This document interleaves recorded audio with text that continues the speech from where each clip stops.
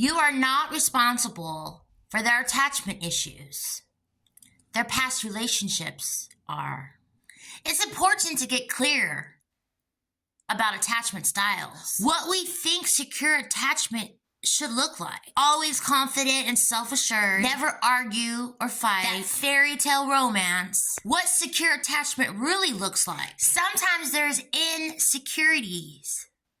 And the partner is willing to speak about those insecurities openly. Setting healthy boundaries, even when it's uncomfortable. Having fights, arguments, and still working it out constructively. Repairs at the end. Those who are securely attached have likely had parents who are reliable, communicated accurately, openly, honestly. The family had boundaries and healthy forms of communication, as the family encouraged healthy independence, is open to communication without defensiveness. Anxious attachment, what we think it is, testing the partner 24/7, needs constant physical connectedness. Anxious but very interactive. What anxious attachment actually looks like. Hours of inner battle, whether to text the partner or not. Never fully feeling settled in a relationship, constantly waiting for the other shoe to drop. Feels anxious when the partner is distant. Feels a full rush of relief when the partner appears again. Likely had parents that they saw them and then the next minute they vanished. Now you see me, now you don't type of mentality. They have a terrible time with breaking up with individuals, even when they're unhappy. Values closeness and connection deeply. They make wonderful, attentive partners. In growth state of mind, they work on inner validation, emotional regulation, and self-expression.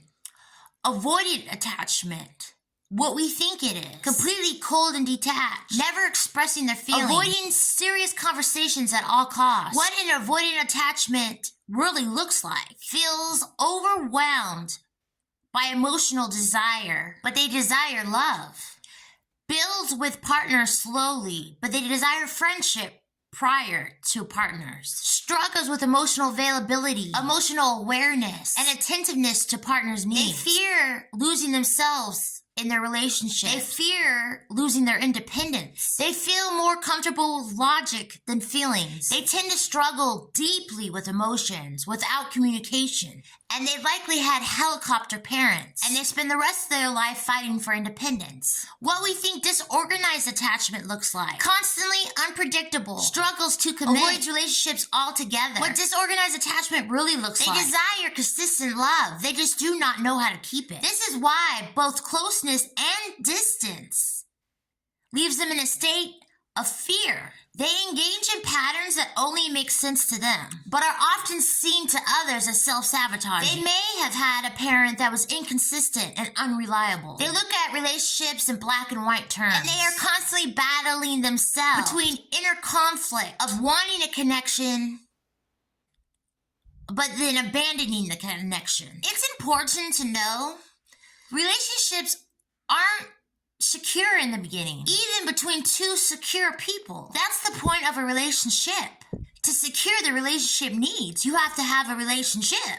There is always insecurities and uncertainties. It's okay to feel scared, unsure, and guarded. Trust must be earned. Communication and strife must occur to build a foundation. And in those moments, show up for one another. It's important to acknowledge and validate one another's feelings. Then trust and safety begins. Once consistency is maintained, you start to feel secure. So at the beginning, there's always uncertainty. And the certainty that you need to obtain is within yourself.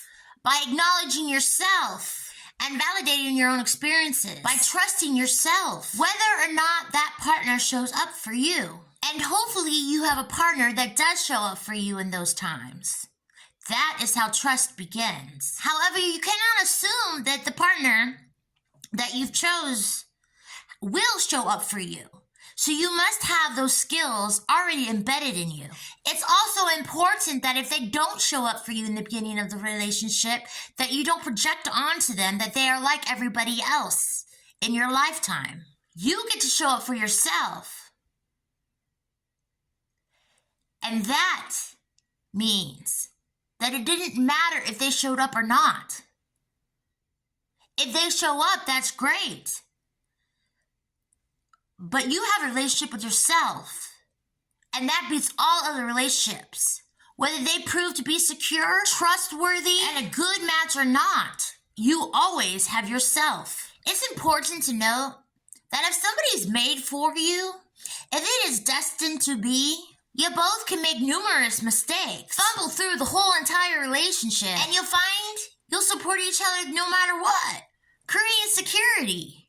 No, it doesn't have to be picture perfect, for everyone is not picture perfect, and we are not living in a damn fairy tale. If you are not meant to be together, doesn't matter how many times you try to show up for one another. Doesn't matter if there's security or not. It will not work because it's not meant to work. It doesn't mean that you can't still have a secure relationship with yourself. And it doesn't mean that you can't have a secure relationship with others. What it means is they are just not the person for you. And it was never going to work no matter what. And you were never going to feel secure no matter what.